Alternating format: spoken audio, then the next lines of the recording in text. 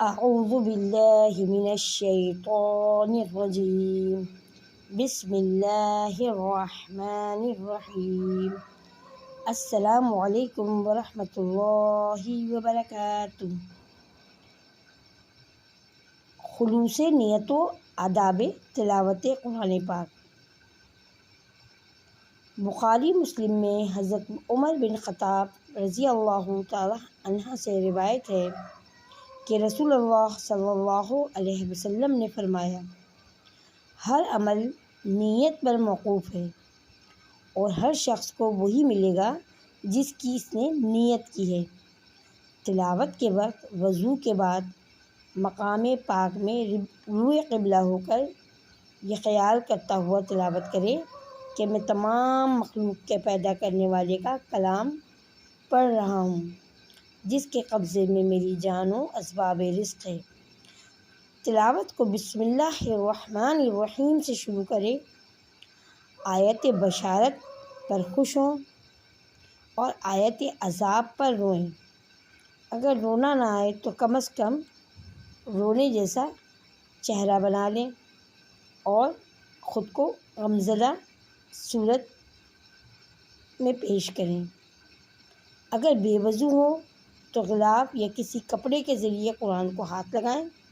کہ ایسی صورت میں بغیر اس کے قرآن کو ہاتھ لگانا اچھا نہیں ہے، مگر بے وضو قرآن کا پڑھنا جائز ہے۔ تمام علماء کا اس میں اتفاق ہے کہ غسل یعنی صاحب جنابت شخص یا حیض و نفاس والی خاتون کو قرآن پڑھنا حرام ہے۔ بچے اور بڑے جو بھی،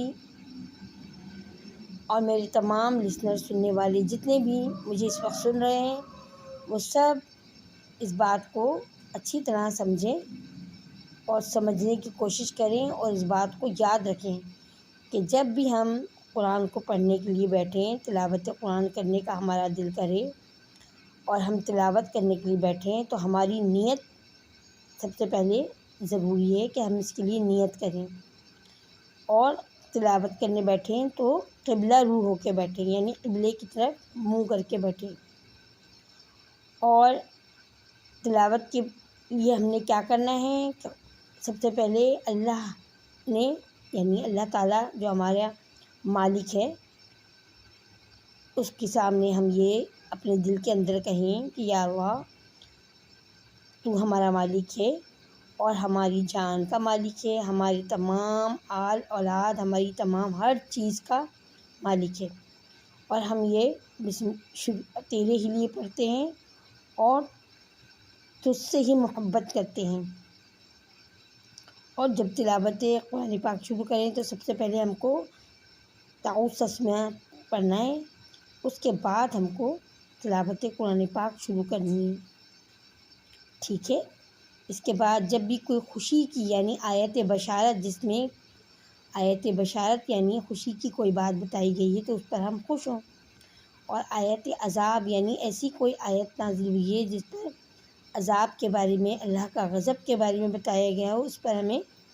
دکھ ہو اور تکلیف ہو اور ہمیں اس چیز کو سن کے تکلیف محسوس ہو اور ہمیں رونا آئے، ٹھیک ہے۔ اس طرح ہمیں قرآن پاک کو، یعنی مقصد کیا ہے؟ مقصد یہ ہے کہ ہم نے اس کو سمجھنا ہے، سوچنا ہے۔ جب ہم اس کو سمجھیں گے، سوچ کے پڑھیں گے تو ہمیں سمجھ آئے گا نا کہ آیت بشارت ہے تو یہاں پر ہمیں خوش ہونا ہے، یہ آیت عذاب ہے، اس پر ہمیں تکلیف محسوس ہوگی کہ یہاں پر ہمیں ایسا عذاب جو ہے، کافروں کو ایسا عذاب دیا جائے گا یا منکروں کو ایسا عذاب دیا جائے گا، تو رونا ہمیں جب ہی آئے گا، اپنے گناہوں کا احساس ہوگا ہمیں کہ ہاں جی، ہم نے اس طرح غلطیاں کرتے ہیں تو اس پر ہمیں یہ عذاب دیا جا سکتا ہے، تو اس بات پر ظاہر دکھ ہوگا تو ہمیں رونا بھی آئے گا۔ اس کے بعد میں نے آپ کو بتایا کہ بے وضو قرآن پاک کو ہاتھ لگانا بالکل نہیں چاہیے، بے وضو قرآن پاک کو ہاتھ لگانا منع ہے۔ لیکن بغیر وضو کے آپ، یعنی آپ کو اگر قرآن پاک یاد ہے، آپ نے سبق یاد کیا ہے، خاص طور پہ بچوں نے اگر کوئی سبق یاد کیا ہے اور وہ ویسے ہی زبانی دہرانا چاہتے ہیں، بغیر قرآن کریم کو ہاتھ لگائے تو دہرا سکتے ہیں، پڑھ سکتے ہیں، کیونکہ خاص طور پہ جس وقت بچے قرآن پاک پڑھنا شروع کرتے ہیں تو وہ اپنا سبق بار بار ریپیٹ کرتے ہیں تو بار بار وضو بنانا ان کو مشکل لگ رہا ہوتا ہے، تو بغیر قرآن پاک کو ہاتھ لگائے ذہن میں آپ اپنا سبق اپنے استاد کے سامنے بیٹھ کے یا اپنے گھر کے بڑوں کے سامنے بیٹھ کے ان کے ساتھ مل کر اس سبق کو بغیر وضو کے بھی بغیر قرآن کو ہاتھ لگائے دہرا سکتے ہیں۔ اس بات پر تمام علماء کا اتفاق بھی ہے، ٹھیک ہے بچوں۔ آج میں نے آپ کو تلاوت قرآن پاک کے آداب اور اس کو ہم نے کس طرح پڑھنا ہے اس کے بارے میں بتایا۔ انشاءاللہ کل ہم اپنے نئے سبق کے ساتھ، نئی بات کے ساتھ حاضر ہوں گے۔ کل تک کے لیے آپ اپنی اجازت دیجیے۔